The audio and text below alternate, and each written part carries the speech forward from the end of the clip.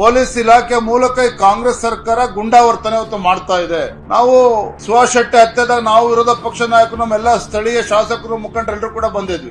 NIAಗೆ ಕೊಡಬೇಕು ಅಂತೇಳಿ ಆಗ್ರಹವನ್ನು ಕೂಡ ಮಾಡಿದ್ವಿ. ರಾಜ್ಯಪಾಲರನ್ನು ಕೂಡ ಭೇಟಿ ಮಾಡಿದ್ವಿ. ಸ್ವತಃ ಸುಭಾಷ್ ಶೆಟ್ಟಿ ಅವರ ತಾಯಿ ಅವರ ಕುಟುಂಬದ ಸದಸ್ಯರು ಕೂಡ ಬಂದಿದ್ರು. ಆದ್ರೆ ರಾಜ್ಯ ಸರ್ಕಾರ ಇದು ಯಾವುದಕ್ಕೂ ಕೂಡ ಮಣಿಲಿಲ್ಲ.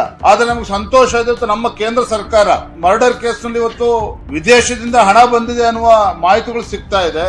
SDP ಇಂದ ಬೇರೆ ಬೇರೆ PFI ರೀತಿ ದುಷ್ಟ ಶಕ್ತಿಗಳು ಈ ಮರ್ಡರ್ ಇದೆ ಅಂತೇಳಿ ಗೊತ್ತಿದ್ರು ಸಹ ಎಲ್ಲೋ ಒಂದ್ ಕಡೆ ಸರಿಯಾಗಿ ತನಿಖೆ ಆಗ್ತಾ ಇಲ್ಲ ಅನ್ನುವ ಚರ್ಚೆ ನಡೀತಾ ಇರಬೇಕಾದ್ರೂ ಸಹ ಇದು NIA ಕೊಡ್ಲೇಬೇಕು ಅಂತೇಳಿ ರಾಜ್ಯಪಾಲರನ್ನು ಕೂಡ ಭೇಟಿ ಮಾಡಿದ್ವಿ. ಇವತ್ತು ನಾನು ಕೇಂದ್ರ ಸರ್ಕಾರ ನಿನ್ನೆ ದಿನ ಇದನ್ನ NIA ಸುಭಾಷ್ ಶೆಟ್ಟಿ ಪ್ರಕರಣವನ್ನ NIA ತನಿಖೆ ಕೊಟ್ಟಿರ್ತಕ್ಕಂಥದ್ದು ಸ್ವಾಗತ ಮಾಡ್ತೇನೆ. ಕೇಂದ್ರ ಸರ್ಕಾರಕ್ಕೆ ನಾನು ಕೃತಜ್ಞತೆಯನ್ನು ಕೂಡ ಸಲ್ಲಿಸ್ತೇನೆ. ಮಾನ್ಯ ಗೃಹ ಸಚಿವರು ಅಮಿತ್ ಶಾಜಿಗೂ ಕೂಡ ನಾನು ಕೃತಜ್ಞತೆಯನ್ನು ಸಲ್ಲಿಸ್ತೇನೆ. ನಾವು ಭಾರತೀಯ ಜನತಾ ಪಾರ್ಟಿ ಆಗ್ಲಿ, ಹಿಂದೂ ಕಾರ್ಯಕರ್ತರು, ಹಿಂದೂ ಸಂಘಟನೆಗಳಾಗ್ಲಿ ಕಾನೂನು ಬಾಹಿರವಾಗಿ ಯಾವುದನ್ನು ಕೂಡ ನಾವು ನಮ್ಮ ಸಂಘಟನೆಗಳು ಮಾಡ್ತಕ್ಕಂಥ ಪ್ರಶ್ನೆನೇ ಇಲ್ಲ. ಇವತ್ತು ಕಮಿಷನರ್, DC, SP ಭೇಟಿ ಮಾಡಿರ್ಬೇಕಾದ್ರೆ ಅದನ್ನೇ ನಾವು ಹೇಳಿದ್ದೇವೆ. ನಾವು ನಿಮ್ಮಿಂದ ಉಪಕಾರ ಬಯಸ್ತಾ ಇಲ್ಲ, ಯಾವ್ದೋ ಫೇವರ್ ಬಯಸ್ತಾ ಇಲ್ಲ.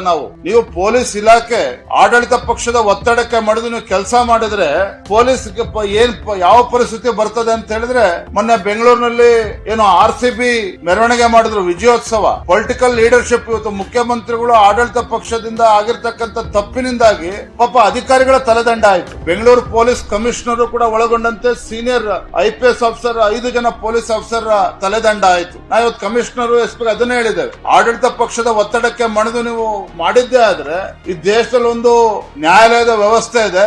ನಾವು ಕೂಡ ಒಂದು ಕೇಂದ್ರ ಸರ್ಕಾರ, ನಮ್ದು ಒಂದು ರಾಷ್ಟ್ರೀಯ ಪಕ್ಷ ಇದೆ. ನಾನು ಬೆದರಿಕೆ ಆಗ್ತಾ ಇಲ್ಲ, ಆದ್ರೆ ಆಡಳಿತ ಪಕ್ಷದ ಒತ್ತಡಕ್ಕೆ ಮಣಿದು ನಮ್ಮ ಕಾರ್ಯಕರ್ತರಿಗೆ ಬೆದರಿಕೆ ಹಾಕ್ತಕ್ಕಂಥದ್ದನ್ನ ಬಿಡಿ. ಎಷ್ಟು ನಡೆದ್ರು ಕೂಡ ನಾವು ಸಮಾಧಾನದಲ್ಲಿ ಇದೀವಿ ಅಂತ ಹೇಳಿದ್ರೆ ಅದು ದೌರ್ಬಲ್ಯ ಅಂತ ಹೇಳಿ ಆಡಳಿತ ಪಕ್ಷದವರಾಗ್ಲಿ ಪೊಲೀಸ್ ಇಲಾಖೆಯವರಾಗ್ಲಿ ಅದು ದೌರ್ಬಲ್ಯ ಅಂತ ಅವ್ರು ಅನ್ಕೊಂಡ್ರೆ ಅದು ಮುಂದೆ ಅವರೇ ಅನುಭವಿಸಬೇಕಾಗ್ತದೆ. ಕಾರ್ಯಕರ್ತರು ಸಮಾಧಾನದಲ್ಲಿದ್ದಾರೆ. ಇವತ್ತು ನಾವು ಅದನ್ನು ಹೇಳಿದ್ವಿ ಪೊಲೀಸ್ ಕಮಿಷನರ್ ಹತ್ರ. ಇದು ಎರಡೂ ಕೈಯಿಂದ ಸೇರಿದ್ರೆ ಚಪ್ಪಾಳೆ ಆಗ್ತದೆ. ಕಾನೂನು ಸುವ್ಯವಸ್ಥೆ ಹದಗೆಟ್ರ ನೀವೇ ಹೊಣೆಗಾರ ಅನ್ನೋದು ಕೂಡ ನಾವು ಹೇಳಿದ್ದೇವೆ. ಆ ರೀತಿ ಪರಿಸ್ಥಿತಿ ನಿರ್ಮಾಣ ಆದ್ರೆ ಬೀದಿಗಳಿಗೆ ಹೋರಾಟ ಮಾಡಿ.